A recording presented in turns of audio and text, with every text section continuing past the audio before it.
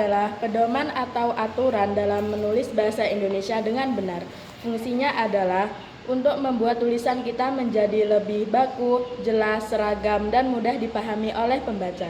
Dengan memahami EYD, kita bisa menulis karya ilmiah, laporan, dan komunikasi resmi dengan lebih rapi. Selain itu, penggunaan EYD juga penting dalam dunia pendidikan dan pekerjaan, karena menunjukkan kemampuan berbahasa yang baik.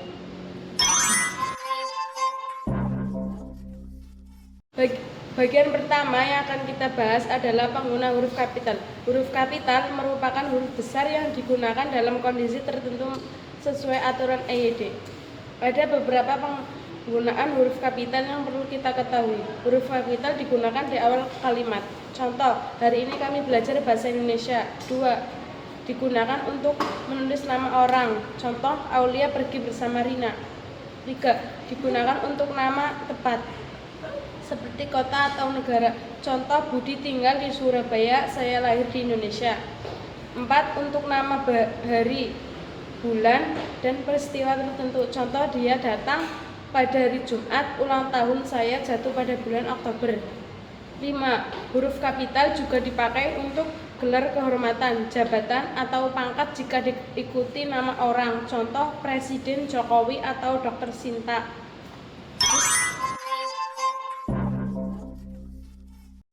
Selanjutnya, saya akan menjelaskan tentang penulisan kata dalam EYD.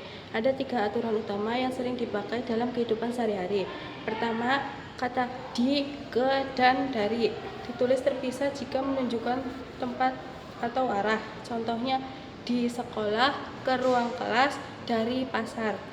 Tetapi, di menjadi satu kata jika berfungsi sebagai imbuhan. Contohnya, ditulis, dibuat, dan disimpan.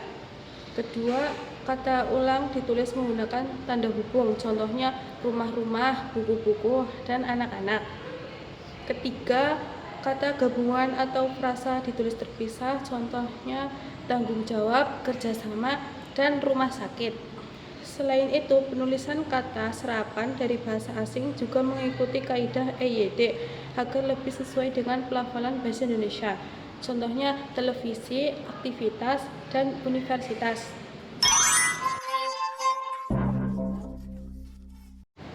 Bagian terakhir adalah tanda baca.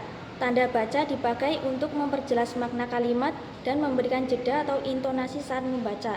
Beberapa tanda baca penting dalam EYD antara lain: 1.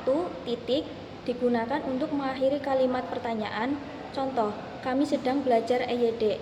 2. Koma digunakan untuk memisahkan unsur dalam kalimat, misalnya pada daftar atau setelah kata penghubung tertentu. Contoh, ibu membeli sayur, buah, dan roti. 3.2 digunakan untuk mengawali daftar atau penjelasan. Contoh, bahan yang diperlukan, buku, pulpen, dan penggaris. 4. Tanda petik digunakan untuk menulis kutipan atau percakapan. Contoh, guru berkata, besok kita ulangan. Dengan memahami tanda baca, kita bisa menulis kalimat yang lebih rapi dan enak dibaca. Demikian penjelasan tentang EYD dari kelompok kami. Semoga video ini bermanfaat dan dapat menambah pemahaman kita dalam menulis bahasa Indonesia yang baik dan benar. Terima kasih.